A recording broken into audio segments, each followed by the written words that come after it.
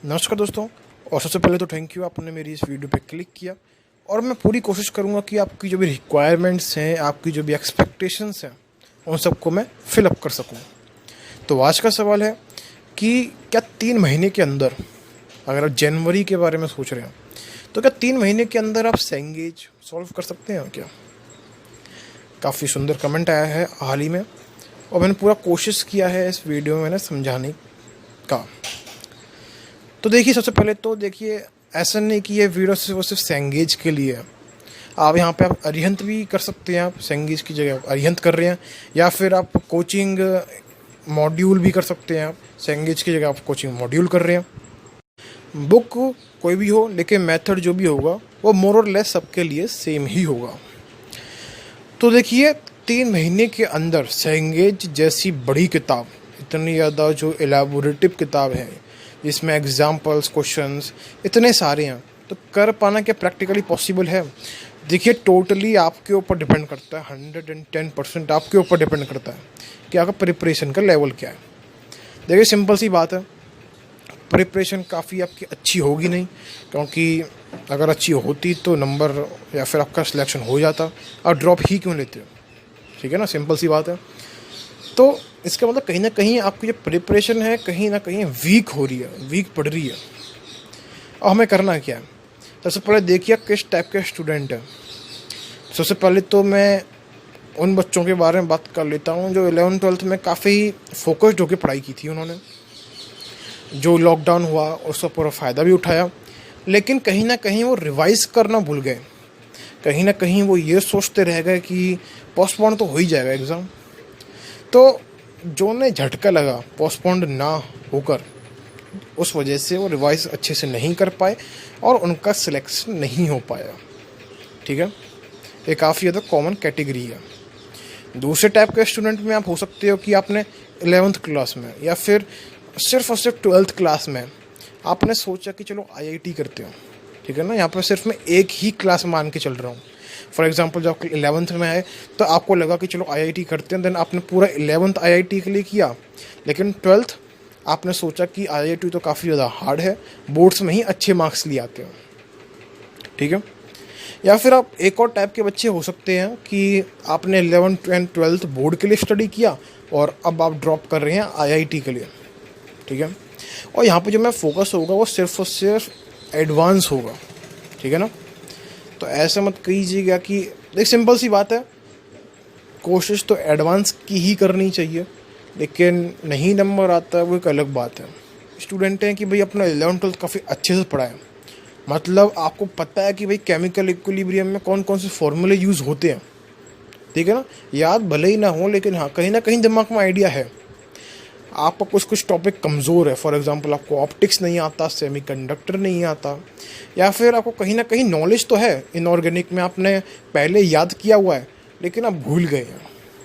इस टाइप की कुछ कंडीशन है, तो आपको क्या करना है, आप 3 महीने के अंदर आप सेंगेज बिल्कुल सॉल्व कर सकते हैं। ठीक है ना, लेकिन मैं बोलना चाहूँगा कि आप एक हफ्ता, ठीक है ना, सितंबर कंप्लीट होने में अभी पूरा 1 हफ्ता बचा है, तो आप क्या करें, सारी की सारी न्यू टर्म्स को कवर अप करें।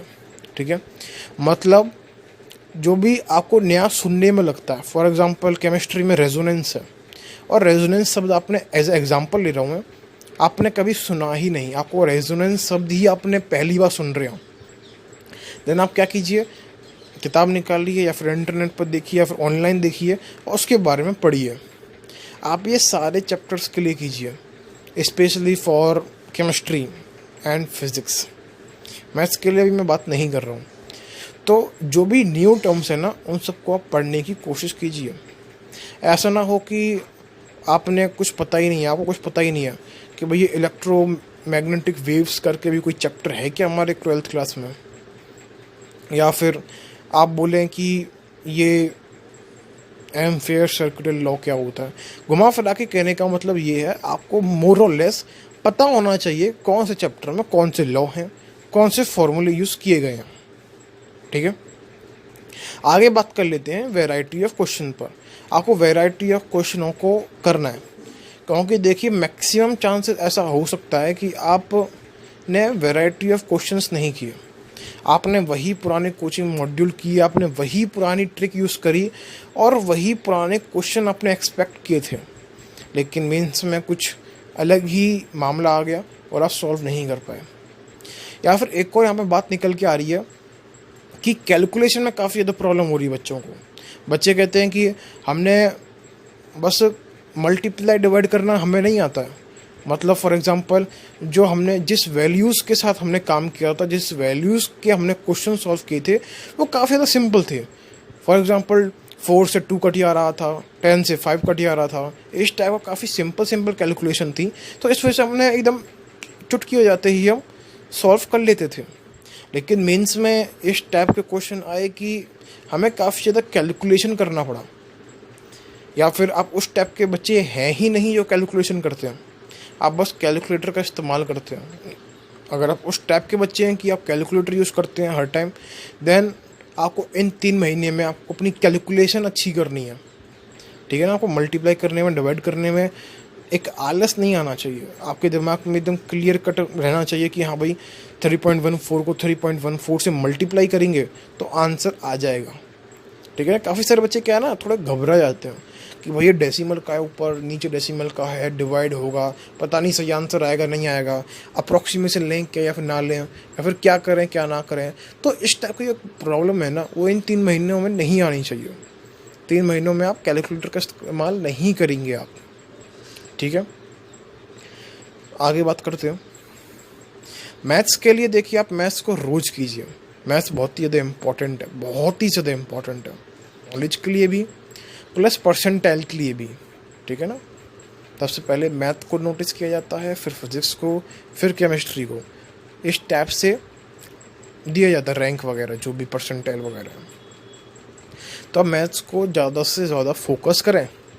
और मैं ये बोलना चाहूँगा कि जिस चैप्टर्स में जो ज़्यादा प्रॉब्लम है, ठीक है ना, फॉर एग्जांपल इंटीग्रेशन है, डिफरेंशिएशन है, ये ऐसे चैप्टर हैं जो बहुत ही ज़्यादा कॉमनली यूज़ होते हैं फिज़िक्स में।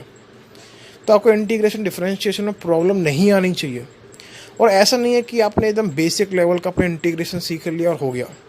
आपको अच्छे से इंटीग्रेशन आना चाहिए डीप में, क्योंकि ऐसा हो सकता है कि मेंस में और एडवांस में फिजिक्स में जो इंटीग्रेशन यूज़ हो वो काफ़ी ज़्यादा हाई लेवल का हो, ठीक है ना। क्योंकि अगर हम देखेंगे तो मेंस में बहुत ही सिंपल इंटीग्रेशन वाले क्वेश्चंस आते हैं, फिजिक्स के पॉइंट ऑफ व्यू से बोल रहा हूँ मैं। फॉर एग्जांपल कोई भी फिजिक्स का क्वेश्चन अगर आपको इंटीग्रेट करना पड़ रहा है, देन काफ़ी सिंपल होता है, काफ़ी ज़्यादा सिंपल एकदम। लेकिन हो सकता है कि एडवांस में या फिर आने वाले टाइम में फिजिक्स के क्वेश्चंस में काफ़ी हाई लेवल इंटीग्रेशन इंट्रोड्यूस किया जाए। तो इंटीग्रेशन डिफरेंशिएशन जैसे जो चैप्टर्स हैं उन्हें आप कवरअप करें। आगे बोलना चाहूँगा कि देखिए नोट्स वगैरह के बारे में, अगर आपने अब तक नोट्स नहीं बनाए हैं, देन कोशिश कीजिए कि आप 1 महीने के अंदर नोट्स बना लें, ठीक है ना। नोट्स बनाने का मतलब ये नहीं है कि आपने बुक से देखा और छाप लिया। 1 महीने के अंदर आपको मैथ का हर एक टॉपिक मालूम होना चाहिए। भले आप क्वेश्चन नहीं कर पाते, वो एक अलग बात है, वो प्रैक्टिस की बात है, लेकिन एज अ कंसेप्ट आपको पता होना चाहिए कि क्या है, इसके अंदर क्या है, ठीक है ना। कंटिन्यूटी का मतलब क्या है, लिमिट को हम यूज़ क्यों करते हैं, लिमिट के बेसिक जो भी फॉर्मूले हैं वो कौन कौन से हैं, ट्रिग्नोमेट्री में कौन कौन से फॉर्मूले हैं। तो सिंपल लेवल के जो भी हैं वो सब कुछ प्रॉब्लम्स आपको आनी चाहिए, प्लस आपको हर एक चीज़ आनी चाहिए, छोटी से लेके बड़ी से बड़ी तक आपको सारे टॉपिक आने चाहिए।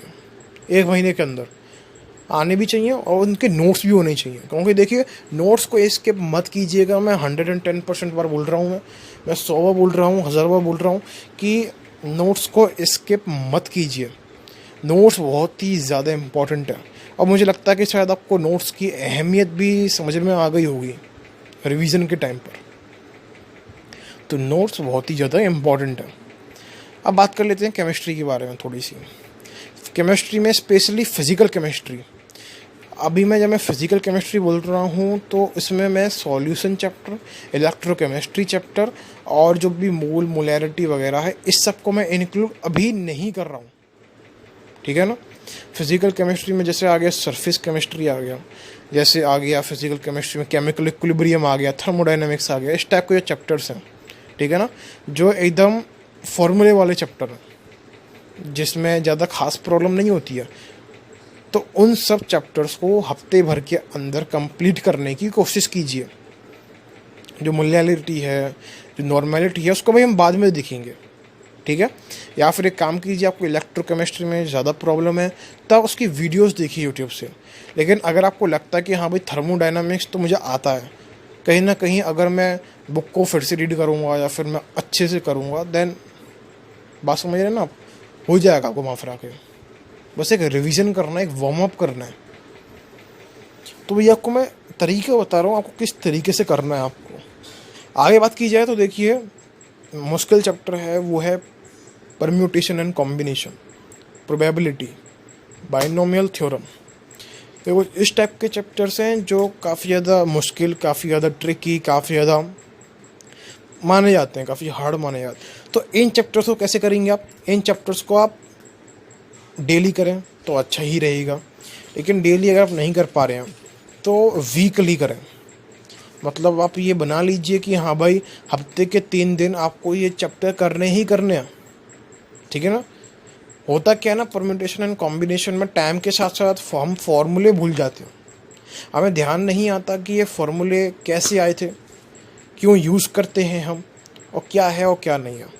तो ये आपके साथ ना हो, तो इस वजह से आप जनवरी तक लगातार परम्यूटेशन एंड कॉम्बिनेशन आप रिवाइज़ करते रहेंगे। रिवाइज़ करने का मतलब ये नहीं कि आपने फॉर्मूले देख लिया और हो गया, आप रोज़ प्रैक्टिस करेंगे। आगे बात की जाए इनऑर्गेनिक की, देखिए इनऑर्गेनिक में आप एक टाइम बांध लीजिए, टाइम, ठीक है ना, कि भाई दोपहर के टाइम, रात के टाइम, सुबह की टाइम, 3 घंटे, 2 घंटे, 1 घंटे, 40 मिनट, आधा घंटा भाई इनऑर्गेनिक को देना ही देना है। कुछ भी हो जाए लेकिन आधा घंटा तो इनऑर्गेनिक को देना है, ठीक है ना। और ऐसा भी नहीं है कि भाई लाइन वाइज चलो कि पहले हम एस करेंगे, फिर पी करेंगे, फिर डी करेंगे, फिर एफ करेंगे। ऐसा कुछ करने की ज़रूरत नहीं है। आप ग्रुप वाइज भी चल सकते हैं, ठीक है ना। कि भाई हमने पहले बोरोन फैमिली पढ़ ली, फिर हमने वो हेलोजन फैमिली पढ़ ली, फिर हमने एफ ब्लॉक पढ़ लिया। कुछ इस टाइप से ऊपर नीचे कर सकते हैं आप। इससे क्या ना, इंटरेस्ट थोड़ा सा रहता है, इंटरेस्ट रहता है। अगर हम लाइन वाइज पढ़ते हैं तो कहीं ना कहीं हमारा इंटरेस्ट कम होने लगता है। आगे बात की जाए, देखिए जो बच्चों के जो टॉपिक होते हैं, जैसे ऑप्टिक्स हो गया, सेमीकंडक्टर हो गया, और मैग्नेटिक फील्ड का वो जो होता है कि डायमैग्नेटिक है कि पैरामैग्नेटिक है सब्सटेंस, और उससे रिलेटेड जो भी फॉर्मूले वगैरह जो होते हैं उसमें प्रॉब्लम आती है बच्चों को। तो आपको करना क्या है, अभी शुरुआत में ही, ठीक है ना। अब सितंबर एंड होने वाला है, तो अभी सितंबर एंड होने से पहले जो भी आपके वीक टॉपिक हैं उनकी थ्योरी एक अच्छे टीचर से समझ लीजिए आप, ठीक है ना। यूट्यूब पर सर्च कीजिए, काफ़ी फेमस टीचर ऑलरेडी हैं, तो देखिए उनकी वीडियोस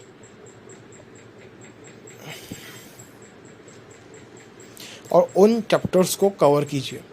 कवर करने का यहाँ पर मैं फिर से बोलना चाहूँगा कि आप एनसीईआरटी की थ्योरी आपको समझ में आनी चाहिए और एनसीईआरटी के क्वेश्चन आपसे बनने चाहिए। अगर आपने इतना भी कर लिया ना, तो मैं गारंटी के साथ कह रहा हूँ जेई मेंस में ऑप्टिक्स का कोई भी क्वेश्चन आ जाए आप 110% सॉल्व कर देंगे, गारंटीड, ठीक है। इतना बेसिक लेवल होना चाहिए, बेसिक लेवल कि आपको पूरी एनसीईआरटी अच्छे से आती है। आपको पता है कि भाई हेलोजन फैमिली में क्या क्या है, क्या क्या नहीं है। आपको पता है कि केमिकल काइनेटिक्स में कौन कौन से फॉर्मूले यूज़ हुए हैं। आपको पता है कि थर्मोडायनामिक्स में कौन सा लॉ के बाद क्या कौन सा टॉपिक आता है, कि एंट्रोपी पहले आती है या फिर थर्ड लॉ आता है पहले। आपको सब कुछ अच्छे से अपने दिमाग में होना चाहिए। और मोस्ट इम्पोर्टेंटली अगर मैं ऑप्टिक्स की बात करूँ तो ऑप्टिक्स में आपके फॉर्मूले पता होने चाहिए, आइडिया होना चाहिए कि कहाँ से ड्राइव हुए हैं, कैसे ड्राइव हुए हैं, ठीक है ना। ये कुछ बहुत ही ज़्यादा इम्पोर्टेंट बात बता रहा हूँ मैं। और एक और मैं टिप देना चाहूँगा कि देखिए आपने जैसे अभी एग्ज़ाम दिया होगा सितंबर में, तो कई सारे आपने क्वेश्चन ऑब्जर्व किए होंगे कि अरे ये क्वेश्चन तो मुझे आता है लेकिन यार फॉर्मूले याद नहीं आ रहा अभी, या फिर मैथमेटिक्स का ये क्वेश्चन तो आता है लेकिन फार्मूला दिमाग में नहीं आ रहा है। तो उन चैप्टर्स को और भी ज़्यादा स्ट्रॉन्ग कीजिए, ठीक है ना। वीडियो देखने के बाद जो चैप्टर्स आपको लगे कि मुझे आता तो है लेकिन फॉर्मूला याद नहीं है, तो उन चैप्टर्स को पहले देखिए। उसके बाद घुमा फिरा के कहना चाहता हूँ मैं कि सितंबर के आते आते मतलब एंड होते होते, ठीक है ना, एंड होते होते आपके दिमाग में फिज़िक्स में कोई भी ऐसा चैप्टर नहीं होना चाहिए कि आपको उसके बारे में पता ही नहीं है, ठीक है ना। फिज़िक्स में ऐसा कोई टॉपिक नहीं होना चाहिए कि आपको तो पता ही नहीं है, आपको तो पता ही नहीं है कि ऐसे चैम में रेजोनेंस है, तो कुछ पता ही नहीं है कि वेव को सुपरपोजिशन भी होता है, आपको तो पता ही नहीं है कि बेसिक डेफिनेशन क्या होती है ऐसे चैम की, आपको तो पता ही नहीं है कि फिज़िक्स में, थर्मोडायनेमिक्स में या फिर जो भी है उसमें क्या होता है।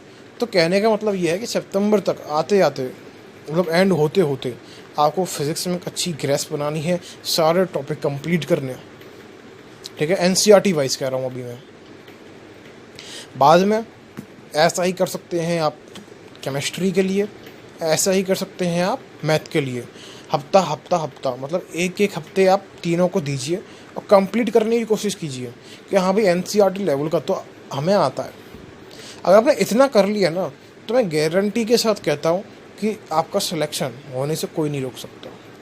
उसके बाद आपको नोट्स बनाने हैं, नोट्स में आप सब कुछ इंक्लूड करेंगे, एनसीईआरटी में टॉपिक है उसे भी, जो एनसीईआरटी के बाहर है, specially for maths complex number में, ठीक है ना। एडवांस में, मेंस में कुछ कुछ टॉपिक को एनसीईआरटी में नहीं है, तो उसके भी आप नोट्स बनाएंगे। कोई डाउट है तो प्लीज़ कमेंट कीजिए।